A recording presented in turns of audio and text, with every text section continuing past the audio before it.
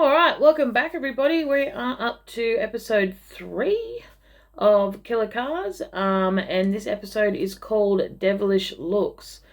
So, Devilish Looks is in reference to, I don't know how deep you are into American gangsters, but it is after Mr. John Hubert Dillinger. He was a bad man. But buckle in, let's get into it. So, John Hubert Dillinger. He was born June 22nd of 1903 in Indianapolis, Indiana. And he died on the 22nd of July in 1934. So he's only 31 when he died. And he died in Chicago, or Chi-Town. Old Johnny Boy was born at 2053 Cooper Street in Indianapolis, in Indiana. He was the younger of 2 kids born to John Wilson Dillinger and mother Mary Ellen, or Molly she went by, Lancaster. His parents were married in 87, and his older sister Audrey was actually born in 89. Now, unfortunately, his mum passed away pretty early in the piece. She died in 1907, just before John's 4th birthday, which is a bit sad. John's old man was a grocer, and apparently he was quite the tyrant in his parenting sort of ways. He was very firm and disciplined and just a bit over the top, really. He didn't raise them with any compassion, and it just filtered through, really. Now, he married a woman called Elizabeth Fields, or she went by Lizzie, in 1912, and they actually went on to have 3 more kids after Audrey and John. Now, Johnny Boy, he started pretty early in the piece, and it's said that he was frequently in trouble for fighting and petty theft, and it's noted that he had this really bewildering personality. Now, once you get a good look on this fella, which...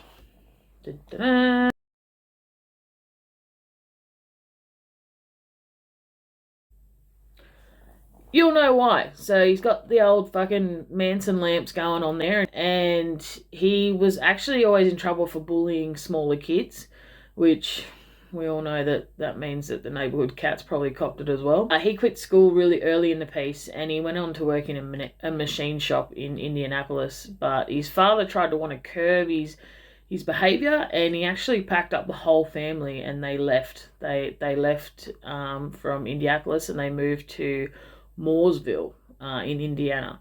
So very rural, very small. They did that in 1921 when John was 18 years old. Old Johnny, though, didn't give 2 fucks. It was too late to him. Being rural, he was just as wild and ruthless as ever, and this only led him and his old man's relationship just to deteriorate significantly. Now, in 1922, he was actually arrested for boosting cars, and that was pretty much him done for living at home.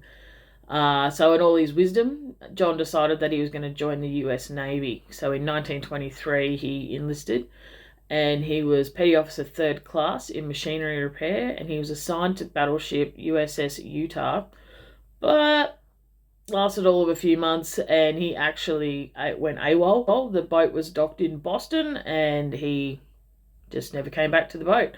Understandably, he was dishonorably discharged only a few months later. Now, he eventually made it back to Mooresville, where he met and married a woman called Beryl Ethel Hovius. Again, don't come at me for pronunciation. Now, he married her in April of 24. He did have a good crack at settling down, but he couldn't get work. So that's sort of where the robbery side of things started to come from. So he decided to plan a robbery with one of his friends, an ex-con called Ed Singleton. Now, him and Ed hit a grocery store where they only managed to get $50. Now, it would have been a fair bit back then. It's not much, really, though. Not worth what could have come from it, or what did come from it. Now, when they were leaving from obviously carrying out the robbery, they were actually spotted by their local minister and recognised once they left the scene. So, it was all over Red Rover by then. Now, during the robbery, John had a gun and a machine shop bolt, which is a really large piece of gear. And apparently it was wrapped in a rag, so I don't know if he was trying to hide the fact that it was a bolt. I'm not sure. He did fire the gun, but no one was hit. I think it was more of a scare tactic. But he did hit someone in the head with the bolt. So, dickhead got done for that. Now, these pair of numpties were caught. And for some reason, John's dad came on the scene and told him to plead guilty because he had spoken to the prosecutor. Now, I don't know who John's dad thought he was, but he obviously thought he had some sort of pull. And now Ed actually, he decided to say not guilty. Wasn't me. John had no solicitor to defend him and trusted his father's advice. But, yeah, that didn't go well. John was convicted of assault and battery and sentenced to 10 to 20 years. His father told reporters that he regretted his advice and he was appalled at the sentence. Well, you don't fucking say, Captain Dickbag. You set your kid up. Anyway, reported that en route to testify against Ed Singleton, old Johnny gave him the slip. Apparently this guy was like trying to hang on to smoke, but only for a few minutes. Old Ed did get time, but he was only sentenced to 2 to 14 years for being accessory, or man purse, if you will. Johnny Boy was held in Indiana State Prison from 1924 to 1933. He dove nose first into plotting his moves for as soon as he got out of prison. On his admission papers, he's said to have made a statement of, "I will be the meanest bastard you ever saw when I get out of here." And that he was. That was true as day. So he did make some friends with some big-name gangsters in prison. That was including Harry Pete Pierpoint, Charles Mackley, Russell Clark, and Homer Van Meter. Now, old Johnny Boy, he did bring a guest with him on his stay. When he was signed into prison, he actually had gonorrhea. Now, back then, the treatment for that was as painful as hell, and it was said to have made him even more pissed off with society. Well, wasn't their fault, homeboy. That was all you, dang. Anyways, now he got all his mates lined up. They're all scheming on what jobs to pull when they get out, what they could learn from each other. Now, young John, he really went all in, and he learnt what he could from them, but he also studied Herman Lahm meticulously. He had a whole bank robbing system that Johnny used later on in life. Now, old Daddy-O, he was all tore up about his shitty advice, and he goes and gets up a petition for his son's release. Now, he went around and got 188 signatures to say that his kid's a good bloke. Then we laughed, and we laughed, and we laughed. Well, strike me down, it worked. And on the 10th of May 1933, after serving 9.5 years, he was released on parole. Now, being 1933 in the height of the Depression, there was not a job in sight. So Johnny did what he knew best. On the 21st of June 1933, he robbed his first bank, stealing $10,000 from the new Carlisle National Bank. And then not long after, on August the 14th, he robbed a bank in Bluffton, Ohio. Police were onto him, though, from Bluffton, and he was caught and sent to Allen County Jail in Lima to be indicted for the Bluffton robbery. After searching him, though, they found a heap of documents that looked like escape plans, and when they asked John about what they were, he refused to explain. So, but why would you? Why would you put yourself in danger?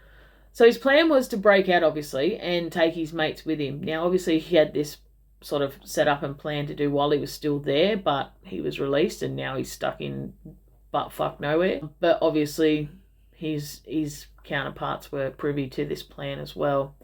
They'd planned to have other inmates smuggle guns into the prison for both John and his counterparts, but with him now in Lima, the boys had to go it alone. So about 4 days after John was locked up, Pete Pierpoint, Russell Clark, and 6 others escaped. This was the group known as the First Dillinger Gang. Documented gang members, or as I'd like to call them, Pistol Pete, Russell the Muscle. Nah, seriously, I won't go that far because there's too many of them. I'll have to think of too many names. But I'll stop there. The gang consisted of Pierpoint, Clark, Charles Mackley, Ed House, Harry Copeland, and John Red Hamilton, who actually was a part of John's idol, which was the Lambs gang, obviously, the one he studied. Now, they didn't forget about young John, and on the 12th of October, Pierpoint, Clark, and Mackley impersonated Indiana State Police, and they rolled up to the prison saying that they had a transfer for John to take him back to Indiana. When the sheriff, Jess Saber, asked for their credentials, Pierpoint shot the sheriff dead and then released John, and they escaped back to Indiana to join the rest of the gang. Now, it's said that these blokes went absolutely nuts when they all got together, and they committed 12 bank robberies between June of 1922 and June of 1934. So they weren't mucking around. In January of 1934, Dillinger and his gang were captured in Tucson, Arizona. John was extradited back to Indiana by the police chief, Matt Leach, to be tried for the death of the police officer only 10 days earlier at a bank heist in East Chicago. He was held at Lake County Jail at Crown Point, Indiana, which apparently was, again, escape-proof. And police boasted about it so much that they kind of got a little bit antsy and they actually called in extra guards just in case. Well, colour me not surprised, on the 3rd of March, John and 15 other inmates escaped. These blokes unreal. It's said that they struck at about exercise time when John pulled a gun. Now, there's a couple of different reports. Some people have said it was a gun. Some people said it was a carving from wood. Some people said it was his jocks tied around a stick. Like, there's so many different things. But either way, he escaped without firing a single shot. Work that one out. Seriously. Yeah, anyway, him and his mates, 15 mates, they were all out of there. Now, this is where the car for the week comes in, but he actually stole the sheriff, Lillian Holly's car, to escape prison. From the prison they said was unescapable. He was a dude. John was indicted by the grand jury, and the Bureau of Investigation organised a nationwide manhunt for him. Just hours after his escape, John found his then-girlfriend, Evelyn Billy Freschetti. According to her, John stayed with her for nearly 2 weeks. However, they moved on after to the Twin Cities, and they hid out in an apartment in Minneapolis, Minnesota for another 15 days after that. In that time, he caught up with Red Hamilton, and Red had found more members for the gang, including some of Babyface Nelson's gang. Now, he's another person I'll cover later on down the track. Babyface Nelson, he was up there. And that actually included Nelson himself. Homer Van Meter, Tommy Carroll, and Eddie Green. Now, only 3 days after his escape, it's said that the second gang led a robbery in South Dakota, and then a week later in Iowa. So they were on the move. So from what I can gather, they were based in Minnesota, but moving constantly. Now, on the 20th of March, 1934, John and his missus got a cute little apartment, kitty, in St. Paul in Minnesota, using the alias of Mr. and Mrs. Carl T. Hellman. I dig it. Smooth. I like it. Now, the landlord, well, she didn't come down the last shower, and she was onto them pretty early. She watched the pair like hawks, especially when John would leave and when he'd come back. And then once John brought home this brand new, shiny new Hudson, she went to the FBI. Rat think. Anyways, after 10 days of moving in, they were now under FBI surveillance. 2 officers were staked out. First night, they got fuck all. So the next day, one of the agents and a police detective, Henry Cummins, pulled up, and they go into the building. They know which apartment they're in. They know what's going on. Not long after, Homer shows up in a green Ford coupe and parked on the other side of the building. Now, obviously, the copper that's still in the car, he can see all this. I think you can probably tell from here what's going to happen next. Here we go. So you've got the detective and the agent. They roll up to John and Billy's door. Billy answers the door, says she can't open up. She's not decent. They've said, well, we'll wait for you. And she closes the door again. Now, they knew something was up, so the officer ran down and called the bureau using the landlord's phone. And then flew back up to be with his partner. And after waiting for ages, they were all but ready to knock again. And all of a sudden, Homer appears at the end of the hallway. And he just plays it super cool, right? And he says to the agent, hey, is your last name Johnson? And the agent's like, no. And he's like, well, oh, okay, no worries. And he's like, oh, why? Who are you? And he goes, oh, I'm nobody, mate. I'm just a soap salesman. So then this agent starts like walking towards him and following him, and Homer starts like walking away, and he's like, right, well, where's your samples? Where's this? Rah, rah. And Homer's just like, fuck, and he like races down the stairs. So they get down into the lobby, and he's turned around, and he's like, right, turn around. And Homer's just turned around and just started shooting at him. This guy's hit the deck. In the interim, you hear all these gunshots. So the copper that's outside, he sort of glances to the other copper and says that's his car, so they shoot the back tire out. But also upstairs you've got John and Billy, and all they can hear is gunfire and gunfire outside. But then this detective's still bashing on their door, so then he just opens up. John just opens up with a Tommy gun and sprays the whole door, right? Now he goes outside of the door, and you can see that Homer's long gone. He's jumped on the coal train that's cruising past. The agent's pissed off down the road to ring the police, and the other one's sort of staying at the car to make sure that Homer doesn't come back. And all of a sudden you've got John upstairs with this bloody Tommy gun, just raining these red hot rounds into the atmosphere and into these little hallways. And the detective's like running and scrambling, and he actually manages to get his own like sidearm out, and he lets off 5 rounds. Most of them missed, but one of them did get John in the calf, the left calf, I think it was.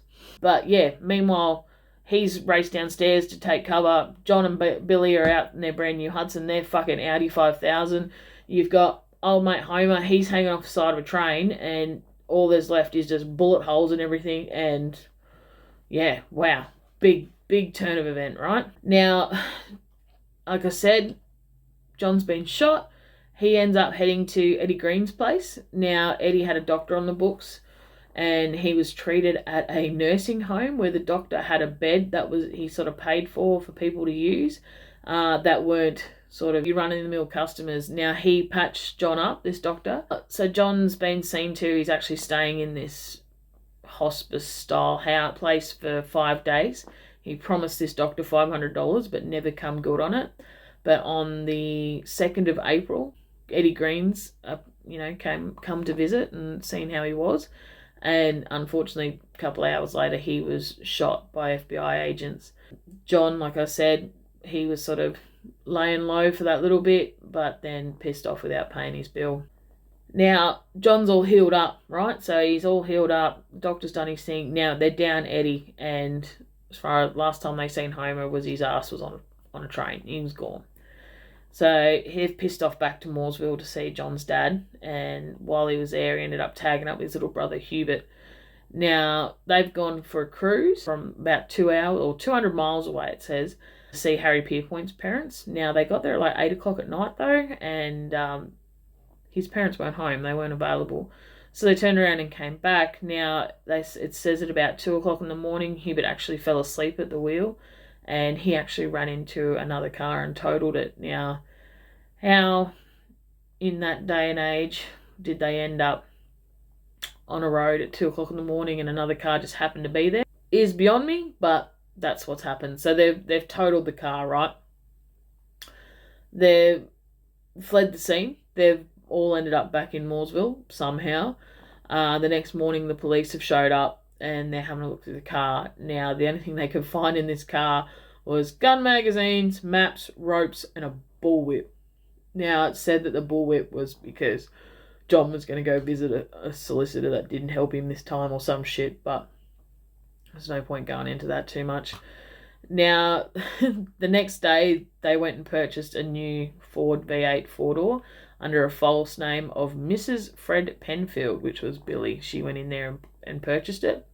They took ownership of it, and they took it back to the farm. So they've got this brand new car. They're all together. Happy days. They've decided to have a picnic on the Sunday, right? They're having this giant picnic. All their friends and family and everyone's all together. But lo and behold, the FBI are onto them, and they're looking for them, and they know that they're in the area. They were surveilling everyone sort of coming in and out of the farm, because obviously they're not allowed in the farm. And that's when they decided to, Like, John and Billy were just like, well, we have to leave. We can't stay. So it's stated that they did see Billy driving this brand new car, and she actually had John's two nieces with her, one in the front, one in the back. But little did they know, John was laying across the back floor. So yeah, they've literally just drove straight past them. So they're out and they're actually driving back to Chicago. So the following afternoon, Monday the 9th of April, John had a business appointment at a tavern on North State Street. He was feeling something was a bit up. He knew that they were following him yesterday, so he actually sent Billy in first. And as suspected, they were inside waiting, and she was arrested on the spot. Now, she wouldn't give up where John was, and John was actually in the car and was gone. He drove away. Now, unfortunately, they never saw each other again, so she sort of risked it for the biscuit, God love her. And that was the last they ever saw of each other. John was reported that he was really upset without Billy, and it took a lot of convincing for the gang for him not to go and rescue her, because obviously it was going to be, you know, the only reason they had her was to get him, and that's what they wanted. They wanted to drag him in. So unfortunately, chivalry is dead, and poor old Billy was left out on her own. Moving on. Homer told John that he knew where to get some bulletproof vests at this stage, because let's face it, they're all getting a little bit holy. Get it? Holy. But anyway, that Friday morning, the gang, mainly John and Homer, took a police officer hostage, I should say, by the name of Judd Pitchinger. And they just marched him straight into the police station, right? Gun to his head, straight into a cop shop. While they were there, they stole more guns, bulletproof vests, anything they could get their hands on. And then did the old Irish jig, and they were out there, 2 clicks of the heels, and see you later. Now they left there and went and picked up old mate Red, and they headed to Michigan.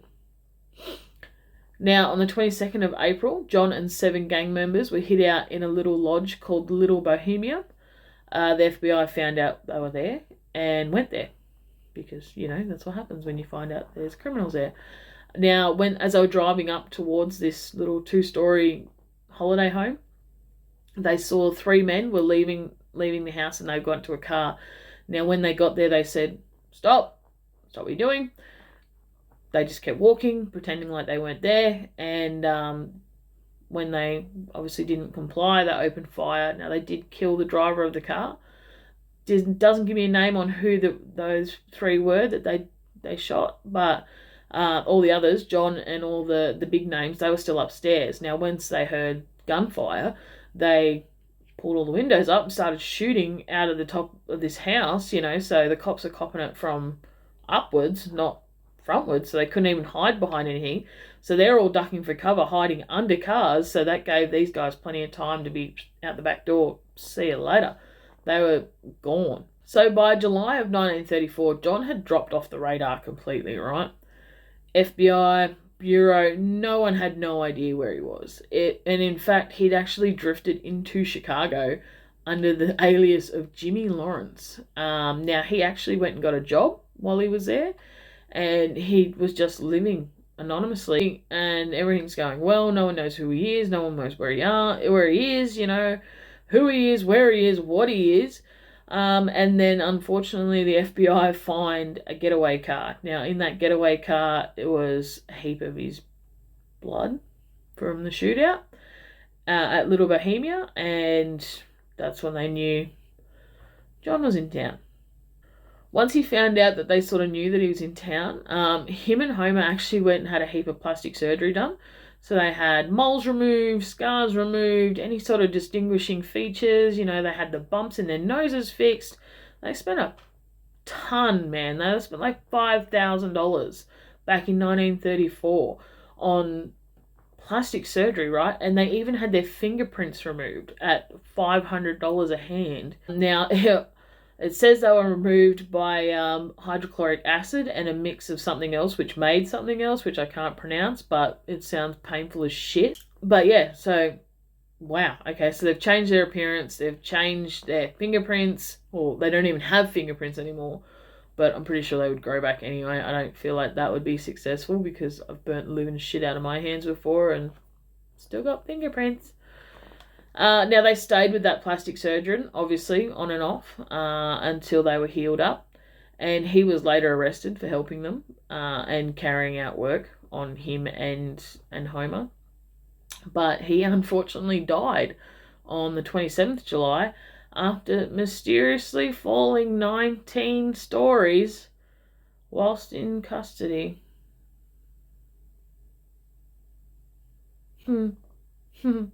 Shady as fuck.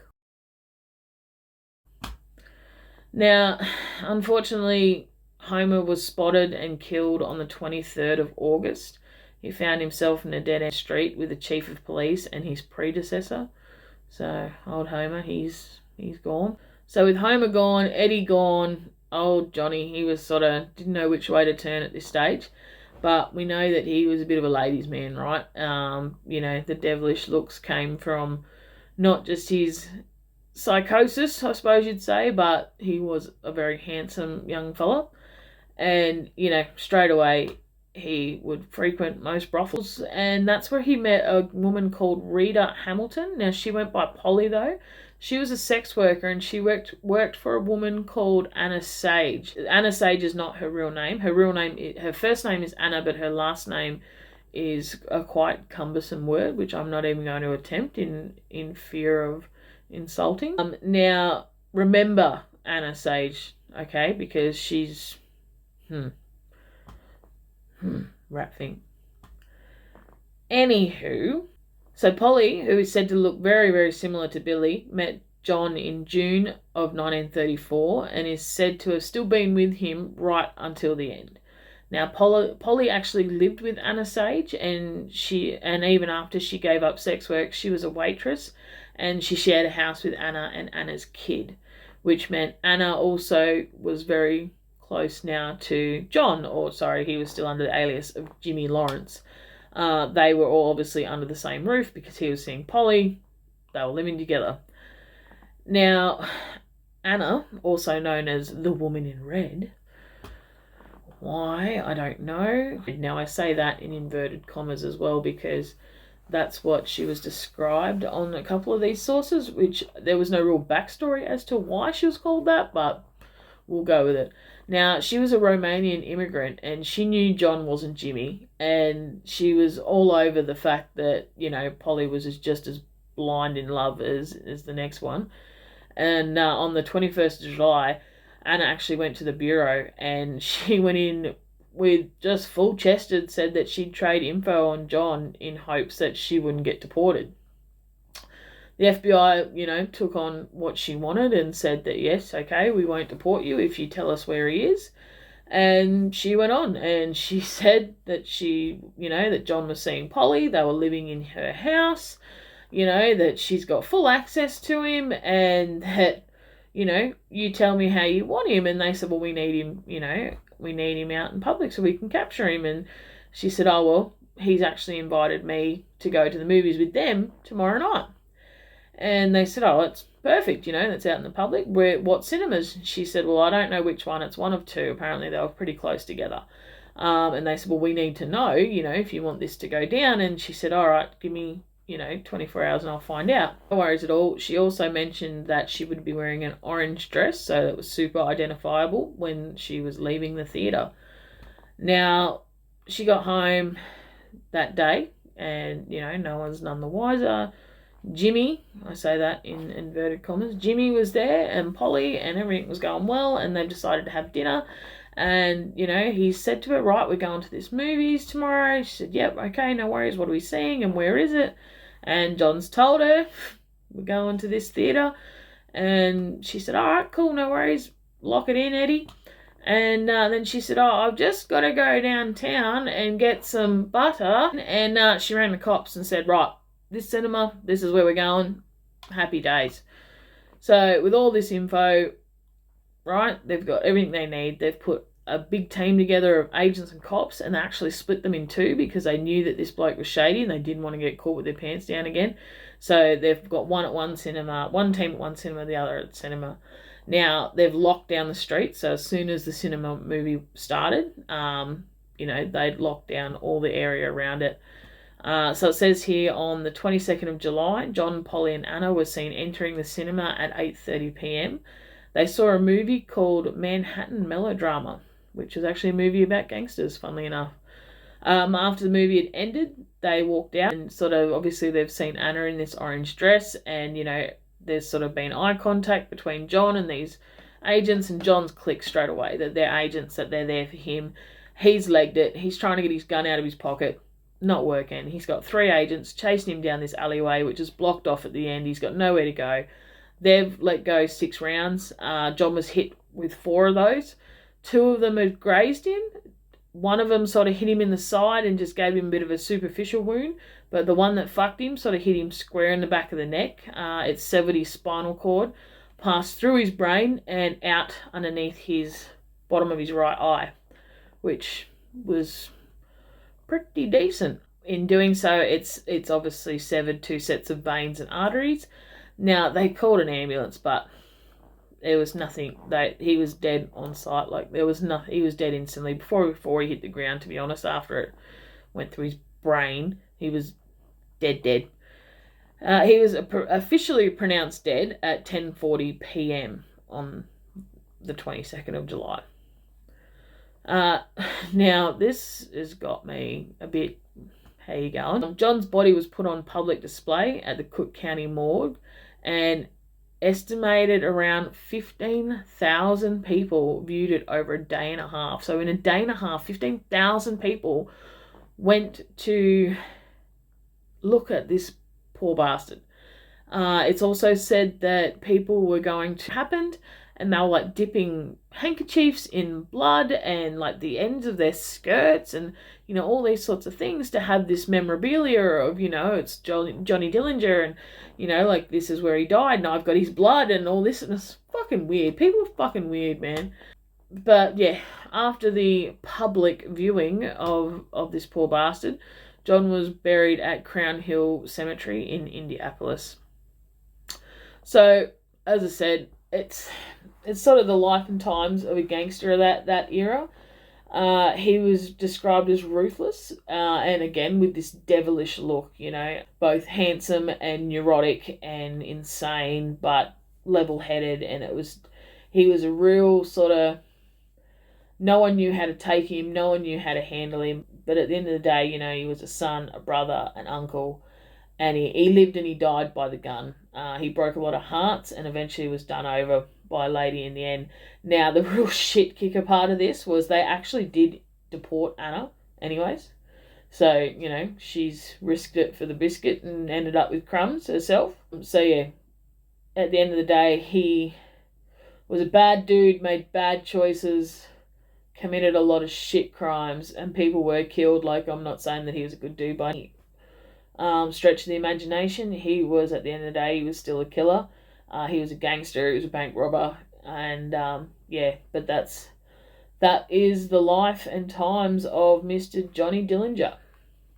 Now, most important part, I picked this car because I thought it was quite funny that this is the car that he stole. This was the getaway car that he stole from Sheriff Lillian Holly's. It was a 1933 Ford V8 cop car.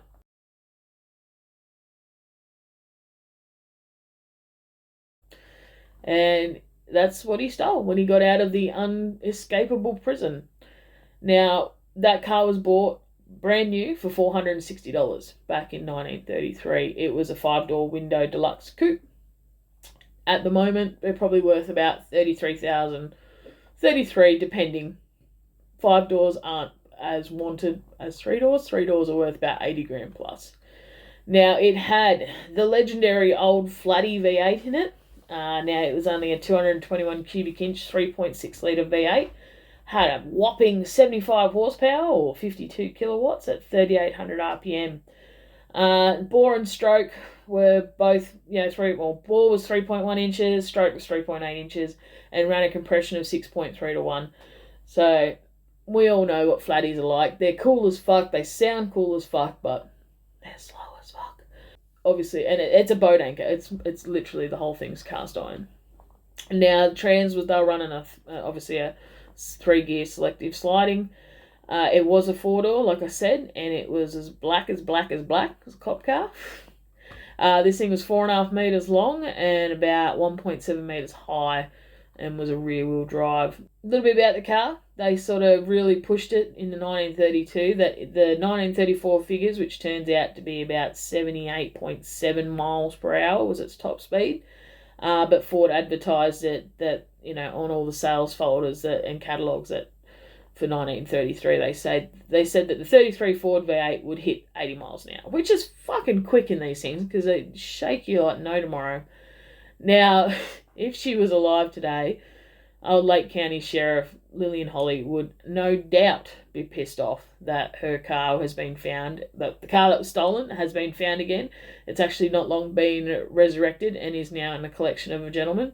87 years later, the car is back in the headlines again, which is cool as shit, which is another reason why I did John this week. So yeah, he broke out of the escape-proof jail in Crown Point, and he not only did that, he took off with the motor car. So yes, so the car was used in a crime because it wasn't even fucking his, and it was used to escape from the unescapable prison. So yes, it definitely was one of his. Now, the only other car that I can find that they said that John did own was the Hudson and the other Ford V8. Other than that, everything he owned everything he had was stolen. But you got to remember too, he was only 31 years old when he was shot. He was still really, in the grand scheme of things, just a pup. He had a pretty idealistic way of living, and he, like I said, lived and died. So another Ford this week, which is cool. So we've got one Porsche, 2 Fords. The 1933 Ford is one of my favourite motor cars, and it's been really cool to cover this case. So that's it. That's it for John Dillinger. That's him in a nutshell. That's him and his garage, and everything that's sort of in between. So yeah, that's all we've got for today, guys. John Dillinger, Devilish Looks, 33 Ford.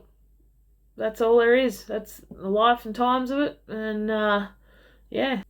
Alright guys, thanks so much for hanging around, and I will talk to you next week. Again, don't forget to like and subscribe, and we will see you all next week. Stay safe, guys. Bye.